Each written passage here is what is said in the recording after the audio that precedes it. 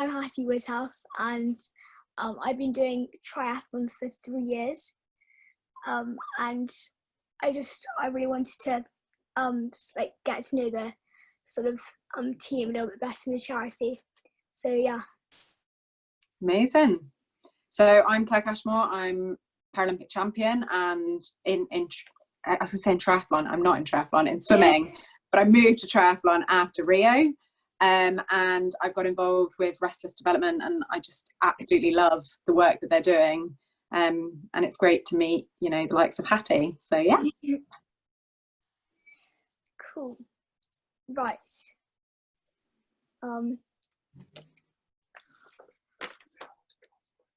Okay, so basically I've got a couple of questions to ask you. Perfect. So how did you really get into sports and know what that you wanted to do all this stuff and be an Olympian? Yeah, so I suppose I always, from being a kid, I loved sport. But obviously having one arm, people tried to kind of put limits on what they thought I could do. And people telling me I couldn't. And the one moment that really stands out in my mind is actually when I was 9, so similar age to you. You are 9, aren't you? Are you 10 now? You're what, sorry? 11. 11, okay, so on your thing, when you obviously started Restless development, were you 9 then? Yeah. Okay, that's why I thought you were still 9. I was going to say, you seem very mature for a 9-year-old. So yeah, when I was 9, so a few years younger than you, I was at a swimming gala, and a little girl stood next to me, and she was like, well, you can't swim, you've only got one arm, I bet you go around in circles. And I got in the pool and I managed to beat her. I didn't win the race, but I managed to beat her, which was the most amazing feeling, because I was like, well, I've proved you wrong. And actions speak a lot louder than words. And so that was the point that I was like, right, I can do anything I want to do, and I really want to become a Paralympian. But I was quite a determined young lady and decided that not just swimming, I wanted to become a Paralympic runner, tennis player, Irish dance, which doesn't exist in the Paralympics, any kind of sport you could think of, I was going to become a Paralympian. Yeah. Obviously with very little knowledge at that stage of what the Paralympics was about, and realising it's actually a lot of hard work and dedication that goes into it. Yeah. So yeah, and then soon fell into swimming and absolutely loved it, and yeah, it kind of went from there. So, and here I am today, a lot older and a lot wrinklier. No. So do you have any advice for someone like me to want to become a Paralympian? So I think obviously it takes a lot of hard work and a lot of effort, but I think if you want something, you can achieve anything. Yeah. And you will have people telling you throughout your life that you're not good enough, that you'll never be good enough, and trying to put barriers in your way. And you will experience failure. You'll experience times where it doesn't go to plan, but it's just getting back up from that and jumping over those hurdles. And every time you fall down, get back up and do it again. Yeah. What do you think? What sport has taken your fancy? Is it triathlon? Or I saw you like swimming. Yeah, I love swimming, and because I do it a lot. So before all of this happened, I do our local club. Okay. Which I love. And then I also just really enjoy triathlon, because it's sort of you can do it. You can do I love cycling, so it's sports put together really. So, that's good. Yeah. What stroke in swimming is your favourite? Front crawl, definitely. Is it? That's good for triathlon. So have you done any triathlons in the open water? Have you done pool triathlons? Yeah, I've done pool triathlons, yes. So we did I did some so the ones I've been doing, I've been at Bradford School. Okay. College. So did that for 3 years. So amazing. So are you based up in Bradford then? No, so we're in Newbury. Yeah. Okay. But then Bradford's our closest sort of college to us, and that was where Restless Development was doing one of their triathlons. So cool. Yeah. Amazing. Yeah. It is a good sport. It's, I think, like you say, it's having those 3 elements put together. Yeah. just being outside and being able to cycle for miles is amazing. So it's good. And I think like you can also you have a team, and it's like you can become really sort of engrossed in it, I think.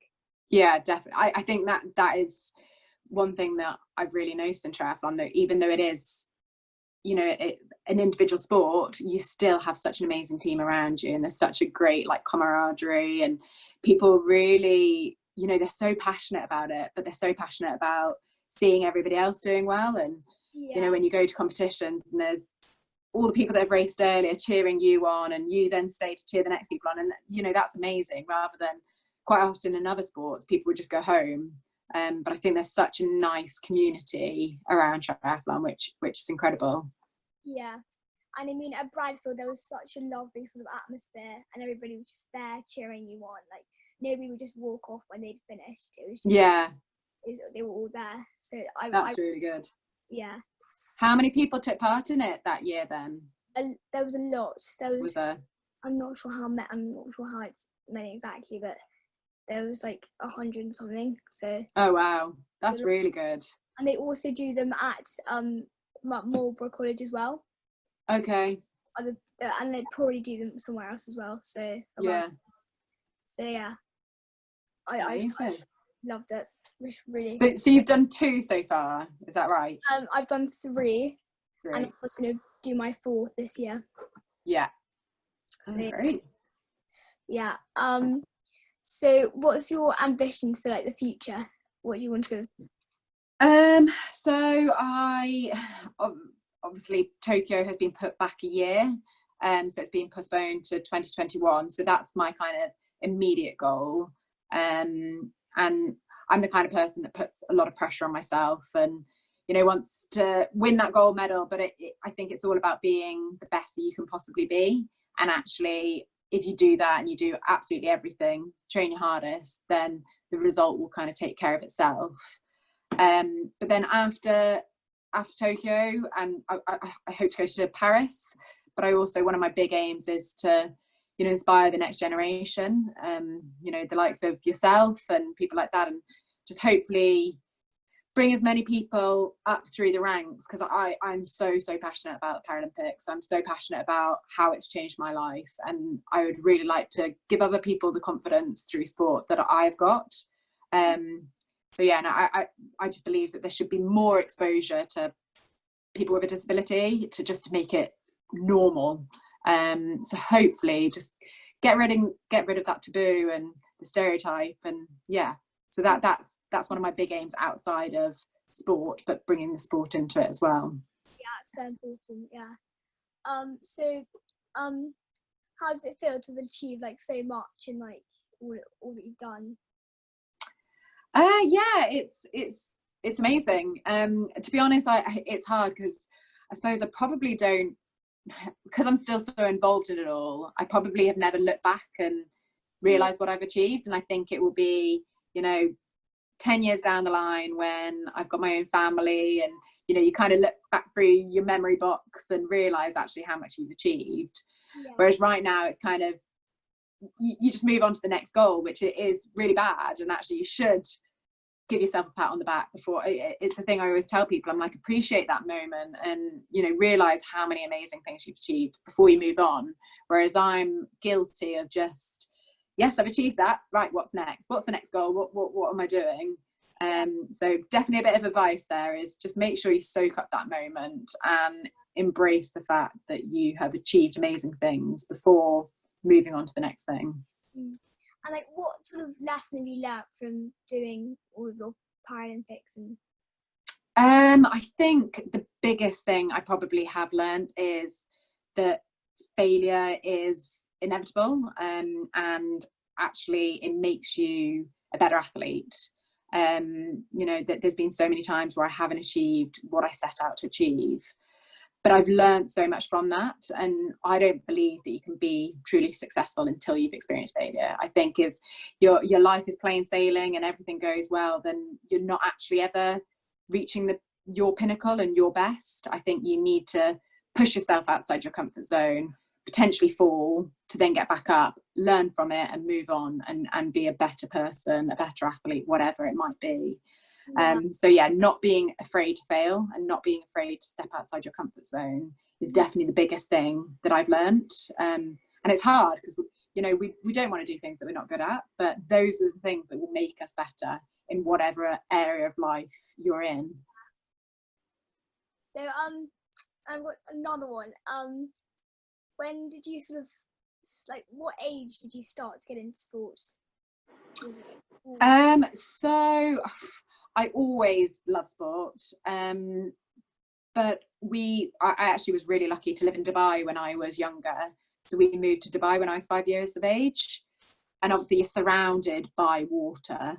You know, we were lucky to have a pool in our back garden, the beach just down the road, and I hated swimming. I was absolutely petrified of it still, but my mum was like, well, you're surrounded by this water, so as a safety thing you need to be really comfortable with it. So soon I realized, you know, I actually did love it, and I became a complete water baby.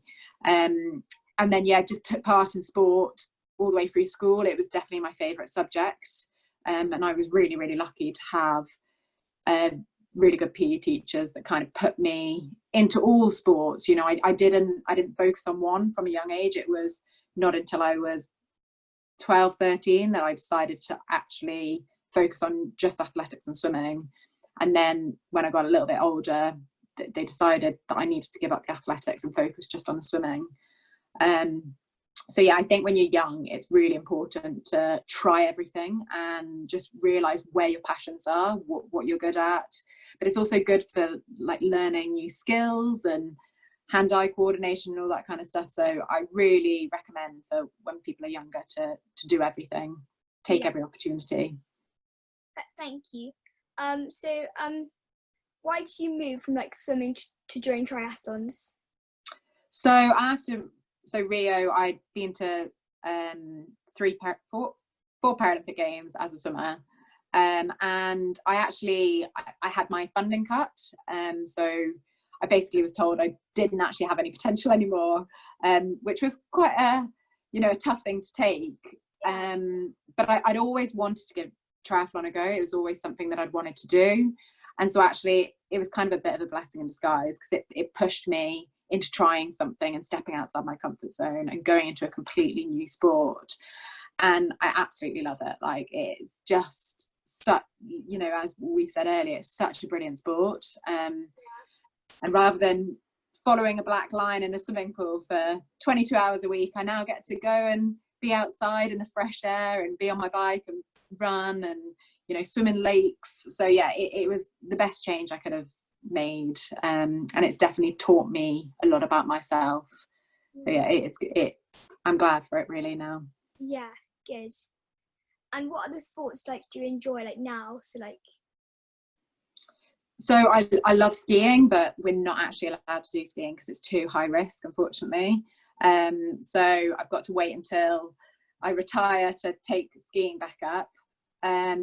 I used to play a lot of basketball, netball, tennis, and I loved all those, horse riding. Obviously, I don't actually have a huge amount of time for them anymore because my training week is pretty stacked, full of the running, the cycling and swimming and the gym, that is quite hard to fit anything else in.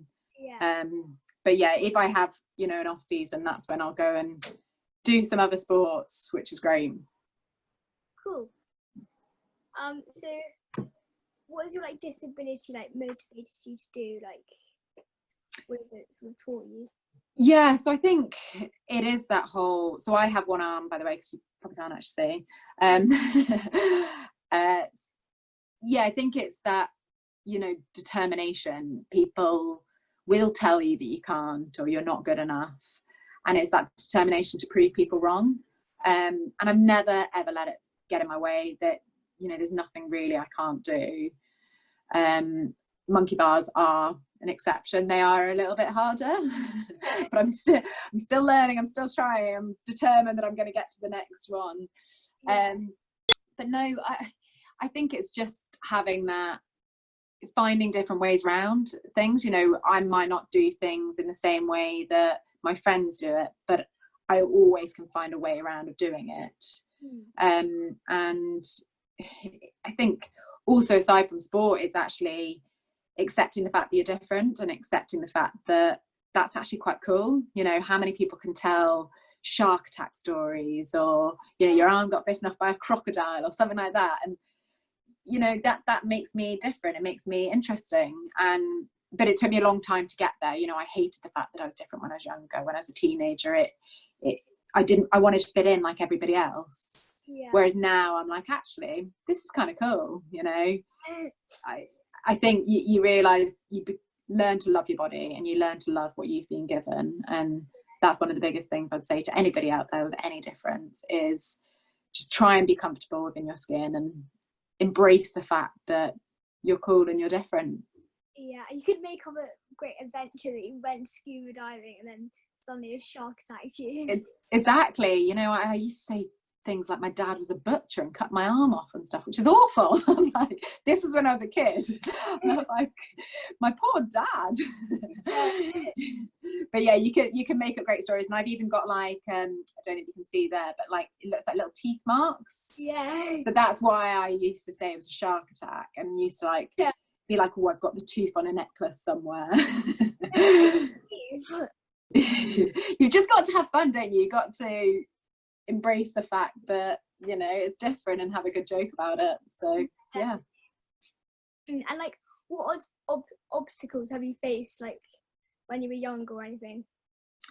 Good question. I don't, do you know, other than the monkey bars, I don't really think there's anything that I couldn't do. I was really lucky actually that my parents were brilliant, and they never mollycoddled me. They didn't treat me any differently to my sisters, and just kind of let me get on with things. And, you know, I would struggle and things would take me 2 times, 3 times as long as my sisters, but they would have to just let me do that. And, you know, I thank them so much for that, because they made me as able as I possibly could be. So yeah, I can't really think of anything. You know, I could tie my own hair, because that's French plait. I can't do a French plait, and that's something I really want to be able to do. And I've been, over lockdown, I've been like, right, I'm determined to do a French plait, but it's not really gone so well so far. I end up just looks all a big mess. Yeah, I believe, you know, no matter what your disability is, there's always some way around. You know, it might need a little bit of help from somebody else, or it might take you a lot longer, or just look really messy, whatever you're trying to do. But I do feel like you generally can get around it. Mm-hmm. How did you like, no, I think I've already asked that question. Oh yeah, how does like triathlon sort of interest you? How does it interest me? I think it's the variety of it. So obviously I spent years swimming, and I absolutely love swimming, but the variety of 3 sports plus gym is just, it's great. And trying to manage how you fit that all into one day. So yeah, it's definitely, and I think just it's so different to swimming, in the fact that the race is so unknown, it's so unpredictable. Anything can happen in the race. It's very tactical, in comparison to swimming, where it was just A to B, whoever was the fastest. There was no, you know, you couldn't fall off your bike, you couldn't get a puncture, you couldn't get any kind of mechanical stuff in swimming. You know, the worst that could happen is your goggles would fill up with water, or your race suit would you know, rip or something like that. But in triathlon, there's a lot of the uncertainties and a lot of things that can happen throughout the race. So I suppose that makes it quite exciting. Yeah, definitely. And I suppose you can sort of when you're in a race, you can think, well, I might have done badly in that, but I can at least try harder in the next thing. Yeah, well, I definitely, and you know, I've massively experienced that, where the World Championships, actually, I had the most horrific swim, and I came out way back, and I was like, oh gosh, you know, the race is over. And then, you know, my mind started being quite negative, but thankfully got on the bike and I managed to make up some time, slowly caught up to the girl in first position. I was just behind her, And then on the run, I managed to win the race. And, you know, if I'd listened to those negative thoughts that I had throughout the swim, then the race probably would have been over. But actually, it just shows how you can turn it around. And, you know, there's a good amount of time to be able to do that. Whereas swimming, if you make one mistake, that is kind of race over, because it's such small margins and, you know, milliseconds, whereas that is a longer race in triathlon. So yeah, definitely it's not over until it's over, which is very obvious, but it's true. I don't think I've got any more questions to ask, actually. So can I ask you, are you looking forward to the Try This at Home triathlon? Definitely. Yeah. Good. So so how far do you have to swim? Not swim, because obviously it's virtual, so you can't swim. How far are you cycling and running? I think I'm going to try, because my dad, he's worked out that we can, from my house to Bath is the longest, which is, can't remember, it's 130 kilometers. 130 kilometers? Yeah. Wow. That's the furthest. But I'm going to try and like build up to that. So I'm going to try and basically like do as much as I can. So I'll start with 3 kilometers. And which is from our house to like the end of our village and back. Okay. And keep going until I end up trying to like get to about 131 meters. That is incredible. Yeah. That is very impressive. I don't think I've ever done, I think the furthest I've done is like 101k maybe. So I am very impressed. I can't say it's gonna happen. I'm gonna try. Yeah, well, exactly. If you don't try and you don't try and push yourself, then, you know, reach for the stars. Yeah. That's great. And are you going to run as well, or will that be part of it? Will you do I think I'm gonna probably so for like the shorter distances, I'm gonna run. Okay. Distances, I'm gonna cycle. That's amazing. And so, have you got family getting involved with you as well? Yeah. So I'll probably do it together. My brother will definitely do it with me, and then probably my dad and my mum when they have time, probably. Oh, amazing. So, how old's your brother then? He's 14. Turned 14 on last Monday. Ah, brilliant. Oh, that's really good. And can you do it with friends virtually, or? I can maybe like try, and because I can probably like take like something with me, or like call them after maybe. Oh, that's good. No, I think it'll be really good fun actually. I'm definitely going to get involved in a few of the challenges. Yeah, well, I'm Jess said that you've already done quite a few, so you've done. Yeah, I have. I suppose I've cheated in a sense because I've done them before, but I will do some more as well during.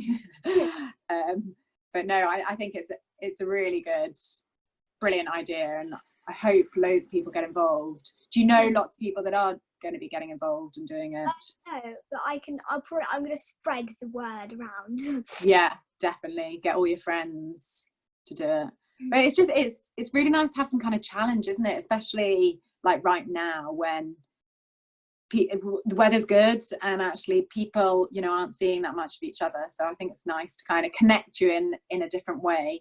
Well, actually, I think my team might be doing it because we have like a team, and they'll probably be doing it because I'll probably be. Okay, so is that your team from your school? Yeah, so like from the norm, because we've kept our like original team from last year, so we'll probably do the same. So. Ah, brilliant. Yeah. That'll be really good fun. Yeah. I'm excited to see all the I'm hoping there's going to be some videos and of people doing it. Mm-hmm. Yeah. Cool. So have you been cycling and running up until this point? Kind of prepare for it. We've been doing some like well, I do swimming normally for club. Yeah. And I also do football once a week. Oh, cool. Which I really enjoy. But I've been like on the weekends, sometimes we go on like a family cycle or stuff like that. We've been given like workouts to do. So good. Like do loads of different stuff. That's really good. But now you're back at school, actually in school, are you? Last week I was for like 4 weeks, and then I've been back home because the other years have to go in this week. Okay, so you alternate between the weeks, do you? Yeah. Mm-hmm. I bet it's so nice to see your friends again, isn't it? Yeah, it was really nice because like a couple of them are leaving, so. Oh, really? Yeah. Because what year are you if you're, so I'm trying to work it out. I'm year 6, but our school goes up to year 8. Okay, but they're leaving. Yeah, so some are leaving to different schools. Okay. Yeah. Well, it's a great way to kind of finish. But I suppose it's not, you still have a bit of school left, but kind of finish the summer term with something exciting to look forward to, rather than, you know, you're not being in and suddenly you all disappear off. So I think it's a great challenge. Yeah. Brilliant. All your medals behind you. Oh yeah, they weren't there purposefully. Actually, my boyfriend is on the treadmill, so the room I normally use for my Zoom calls or whatever, I couldn't go into because he was making so much noise. So I came up to my bedroom, and then I realised they're all there. It's like I put them there staged, but I haven't. Yeah, they're actually partly his and partly mine. So he's a visually impaired athlete. So he's triple world champion. So yeah, he's very good. So yeah. Too. But yeah, in the background. Right, well, I don't know if there's any more questions or anything else I don't think so, no. you want to discuss through. Have you had your dinner yet, or are you going to have that now? No, I think I'm gonna have that after this. Yeah, me too. What have you got? What's on the cards for tonight? What is it? Maybe a barbecue. Oh, very nice. It is perfect weather for it. Yeah. So nice. Yeah. I ended up burning my nose today. I had a nice long ride and I came back and I was like, oh, my nose is, and I put factor 50 on my face, which is ridiculous that you can burn with factor 50 in the UK. So, but I was out there for quite a while, so I suppose. Yeah. I think I've got a bit red too. Yeah, you look nicely sunblushed. Yeah. Right, well, I look forward to following everything and seeing how well you're doing. And yeah, if you ever need anything or want to talk through, you know, any tips of anything, I'm more than happy to help. So please, you've got my email and got Jess's contact details, so please get in contact with me. But yeah, I can't wait to see your progress, and good luck for the 130k. I am very impressed with that. That's incredible. Yeah, no, you'll be great. You really will be. So thank you. Well, see you soon. Yes, and take care of yourself. Yeah, you too. Bye. Good luck.